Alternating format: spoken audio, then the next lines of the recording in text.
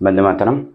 আজ আমরা আলোচনা করব যে আর্টিকেলসের আর একটা টপিক, এবং আজকে শেষ আলোচনা সেটা হচ্ছে দি বা দা। এটা আমরা আগেই বলেছি যে দি এর ব্যবহার কোথায় কোথায় হয় এবং দা এর ব্যবহার কোথায় কোথায় হয়, সেটাই আমাদের আজকের আলোচনার বিষয়। দেখো, এটা হচ্ছে আমি বলেছি, দেখো যে মেনলি 3 ইউজেস মেনলি বলেছি, অর্থাৎ দি এর মেনলি 3টে ব্যবহার আছে। ব্যবহার অনেক আছে, অনেক রকম ভাবে হতে পারে, সেটা একটা লম্বা ডিসকাশন। তবে মেনলি প্রধানত দিকে 3 ভাগে ভাগ করা যেতে পারে। 3 রকম ভাবে দি এর ব্যবহার হতে পারে। কি কি? প্রথম পয়েন্টে বলেছি, দেখো, what ever is single in this world. এই পৃথিবীতে যা কিছু একটা তার আগে দি বসে। এই পৃথিবীতে যা কিছু একটা তার আগে দি বসে। যেমন দেখো উদাহরণ, দ্য সান। যেমন দেখো দ্য সান, ঠিক আছে। দেখো দ্য মহাভারতা, এগুলো তো সব দা বসবে, কারণ সূর্য একটাই। Mahabharat greatest epic, one of the greatest epics, সেটাও হচ্ছে একটাই। দ্য মার্স, দ্য মার্স, এগুলো হচ্ছে সব একটা। তার মানে এই পৃথিবীতে যা কিছু একটা তার আগে দা বসবে। তবে সেই প্রসঙ্গে বলে রাখি, প্রপার নাউনের আগে কিন্তু দা বসে না, অর্থাৎ যেগুলোতে নাম বোঝায় তার আগে কিন্তু দা বসে না। যেমন দা ইন্ডিয়া, এটা কিন্তু জীবনে হয় না।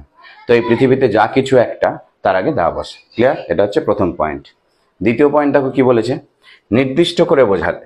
অর্থাৎ যদি আমি কোনো কিছু নির্দিষ্ট করে বোঝাতে যাই, সেক্ষেত্রে কিন্তু দা বসে। এ ব্যাপারে আমরা আগের ভিডিওতে হালকা আলোচনা করেছি, এখানে একটু ডিটেলসে বলে দিই। যেমন ধরে নাও, আমি যদি এখানে দিই যে দ্য ওল্ড ম্যান, সাপোজ দিলাম the old man on the road. The old man on the road, sorry এখানে দি ওল্ড ম্যান হবে। The old man on the road needs help. তার মানে হচ্ছে রাস্তায় দাঁড়িয়ে থাকা বৃদ্ধ লোকটির সাহায্যের প্রয়োজন। দি ওল্ড ম্যান মানে ওই যে বৃদ্ধ লোকটি, ওই যে রাস্তায় দাঁড়িয়ে আছে, ওই বৃদ্ধ লোকটির সাহায্যের প্রয়োজন।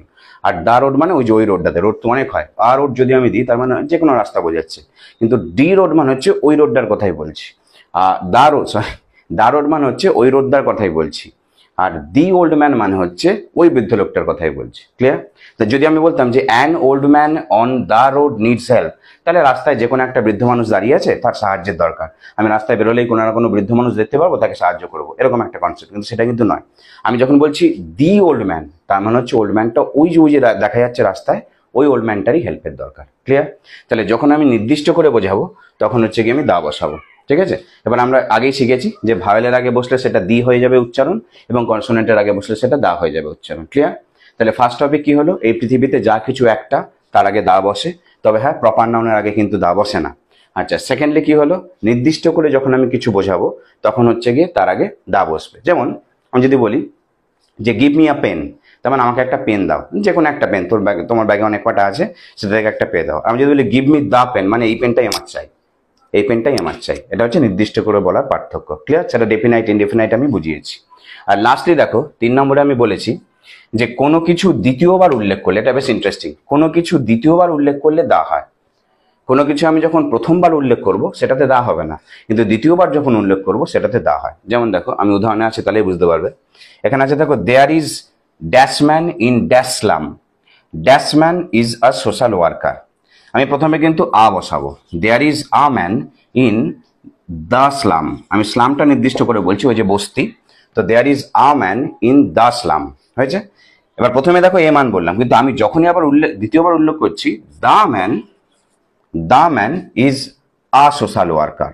The man is a social worker, মানেটা কি হলো, প্রথমবার আমি যখন লোকটাকে উল্লেখ করছি যে দেয়ার ইজ আ ম্যান, প্রথমবার যখন বলছি, লোকটাকে আমি চিনি না জানি না, তো there is a man in the slum, ওই যে বস্তিটায়, ওই বস্তিটায় একটা লোক আছে। দিয়ে আমি যখন আবার দ্বিতীয়বার লোকটার কথা উল্লেখ করছি, the man is a social worker, ওই লোকটা হলো একজন সমাজসেবী, বস্তিতে গেছেন কিছু লোকের ভালো করার জন্য। ক্লিয়ার? তাহলে প্রথমবার যখন আমি ম্যানকে উল্লেখ করলাম, তখন কিন্তু আমি সেটা বললাম আ, যেই আমি ওই ম্যানটার কথাই দ্বিতীয়বার উল্লেখ করলাম, সেটা আমি বলে দিলাম দা। ক্লিয়ার? যেমন দেখো একটা উদাহরণ বলি, আমি যদি বলি যে a boy is standing on the road, রাস্তার ওপর একটা ছেলে দাঁড়িয়ে আছে। প্রথমে বললাম একটা ছেলে, তো তারপরে যখন আমি বলবো the boy is my brother, ওই ছেলেটা হচ্ছে আমার ভাই। তাহলে প্রথমবার যখন বললাম, তখন কিন্তু আ বয়, একটা ছেলে রাস্তায় দাঁড়িয়ে আছে। The boy is my brother, ওই ছেলেটা হচ্ছে আমার ভাই, দ্বিতীয়বার যখন বলবো। ক্লিয়ার? তাহলে দায়ের দেখো, ব্যাস মেনলি এই 3টেই নিয়ম, দায়ের এর থেকে বড় নিয়ম নেই। মেনলি এই 3টে নিয়ম পড়লেই আমরা দায়ের বিভিন্ন ব্যবহার বুঝতে পারবো। আরেকবার আমি সামারাইজ করে দিই ব্যাপারটা, দেখো শুরু থেকে আসো। প্রথম নিয়ম হচ্ছে, এই পৃথিবীতে যা কিছু একটা তার আগে দা বসে। যেমন the sun, the Mahabharata, the Mars ইত্যাদি। ঠিক আছে? এ দেখো একটা আমি সেন্টেন্সের উদাহরণ দিয়েছি, সেটা করতে ভুলে গেলাম। সেন্টেন্সের উদাহরণ দিয়েছি, দেখো এ দেখো, দি ইন্ডিয়ান আর্মি, আইটা ভাওয়েল তাই দি উচ্চারণ হচ্ছে। The Indian army is our pride, ভারতীয় সেনা হচ্ছে আমাদের গর্ব। এটা কিন্তু আমি ইন্ডিয়ান আর্মি একটাই আছে পৃথিবীতে, সে ইন্ডিয়ান আর্মি একটা, এক এক দেশের এক এক আর্মি হয়, সেটা আমি দি বসালাম। তো the Indian army is our pride, ঠিক আছে। ভারতীয় সেনা হচ্ছে আমাদের গর্ব, অর্থাৎ এই পৃথিবীতে যা কিছু আছে একটা, তার আগে দি বসে। তবে হ্যাঁ, আমি আবারও বলে রাখি এই প্রসঙ্গে, প্রপার নাউনের আগে কিন্তু কখনো কোনো দা হয় না। ক্লিয়ার? আচ্ছা, সেকেন্ডলি কি বলেছি? সেকেন্ডলি বলেছি দেখো, নির্দিষ্ট করে বোঝালে দা হয়। যদি আমি কোনো কিছু নির্দিষ্ট করে বোঝাতে চাই তবে কিন্তু দা হবে, নির্দিষ্ট করে বোঝালে। যেমন দেখো, the old man on the road needs help, যেটা আমি আগে বললাম, রাস্তায় দাঁড়িয়ে থাকা ওই ওল্ড ম্যানটা, আমি নির্দিষ্ট করে বলছি ওই ওল্ড ম্যানটারই সাহায্যের প্রয়োজন, রাস্তায় দাঁড়িয়ে থাকা। ক্লিয়ার? আর থার্ডলি অ্যান্ড লাস্টলি, সেটা হচ্ছে কোনো কিছু দ্বিতীয়বার উল্লেখ করলেও সেক্ষেত্রে দা হয়। প্রথমবার উল্লেখ করলে দা হবে না, দ্বিতীয়বার উল্লেখ করলে দা হবে। তার উদাহরণ তোমরা পেয়ে গেছো, যে ওই বস্তিটাতে একটা লোক আছে, ওই লোকটি হলো একজন সমাজসেবক। ঠিক আছে, প্রথমবার আমি যখন ম্যানে বললাম তখন কিন্তু এ হলো, যেই দ্বিতীয়বার ম্যান বললাম অমনি দা হয়ে গেল। ব্যাস, এ হচ্ছে দায়ের তিনটে মেনলি ব্যবহার। তো সেই প্রসঙ্গে কিছু হোমওয়ার্ক আমি একটা দিয়ে দিচ্ছি, সেই হোমওয়ার্কটা প্রত্যেকে তোমরা কমেন্টে জানাবে উত্তরটা কি হবে। আমি একবার পড়ে দিই। আগের ভিডিওটাতে অনেকে বললেন যে স্যার আমার হাতের লেখা বুঝতে পারছে না নাকি, আমি তো এমনি, আমার দেখতে এমনি খারাপ, হাতের লেখা আরো খারাপ। যাই হোক, দেখো একটা উদাহরণ দিচ্ছি। I went to dash shop near our house to buy dash pen, stop দিয়ে I will gift dash pen to my father. এখানে কোথায় এ হবে, কোথায় অ্যান হবে, কোথায় দা হবে, সেটা তোমরা করে আমাকে কমেন্টে জানাবে। ক্লিয়ার? আজকের মতন টাটা, আবার পরের দিন ক্লাস হবে।